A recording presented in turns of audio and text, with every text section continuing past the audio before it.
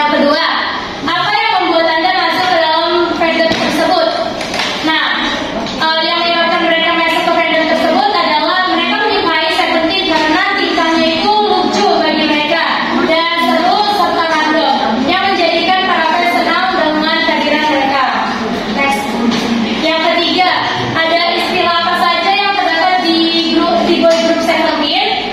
Di sini ada beberapa. Yang pertama itu ada Charan, Kubik, Big Seventeen, Charan Land, Charan Gong, Sebong, Parade, Boy Hey, Subunit, Hip Hop, Team Performance, Team dan Vocal Team.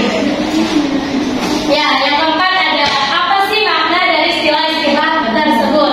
Yang pertama itu ada Charan. Charan ini merupakan nama fandom Seventeen. Yang kedua itu ada Kubik. Kubik itu merupakan penggemar Big Seventeen. Yang ketiga ada Big Seventeen yang merupakan variasi show Seventeen. Yang keempat ada Charan Land, yaitu acara fan meeting resmi tahunan yang disediakan oleh Seventeen. Yang selanjutnya itu ada Charan Gong yang merupakan lightstick Seventeen. Next. Nah, baru ada Sebong yang dimana ini merupakan kata yang berasal dari penyebutan Seventeen. Kata ini hanya dipersingkat saja. Baru ada Parade yang menyatakan cinta sesuai dengan menyatukan nama Hosky di dalamnya.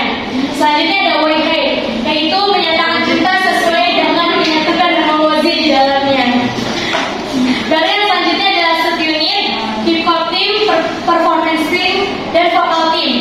Yang berarti yang dimana Seventeen ini ialah 13 member plus 3 subunit plus 1 grup, sehingga bila ditotal menjadi 17 sesuai dengan namanya Seventeen. Nah, di sini kelompok kami mendapatkan bukti istilah dari base Twitter seperti ini. Next. Oke. Nah, saja kita ke hasil analisis yang kelima. Menurut kalian, bisa nggak sih istilah yang dipakai Charan digunakan ke fandom lain seperti BTS, EXO, dan lain-lain?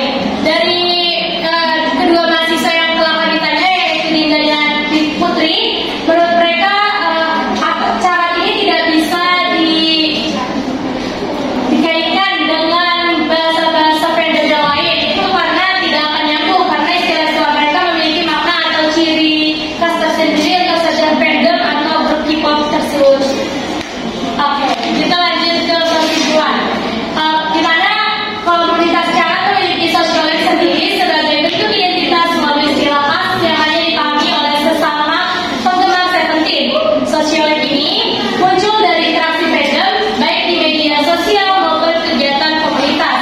Charan dapat menggunakan sosiolog tersebut karena adanya pemahaman bersama terhadap Seventeen, termasuk lagu, konsep, dan momen sejarah grup. Beberapa istilah mungkin dikenal oleh fandom K-pop lain, tetapi banyak yang hanya dipahami oleh sesama Charan dan dapat berubah seiring berjalannya waktu. Nah, di sini ada link hasil wawancara kelompok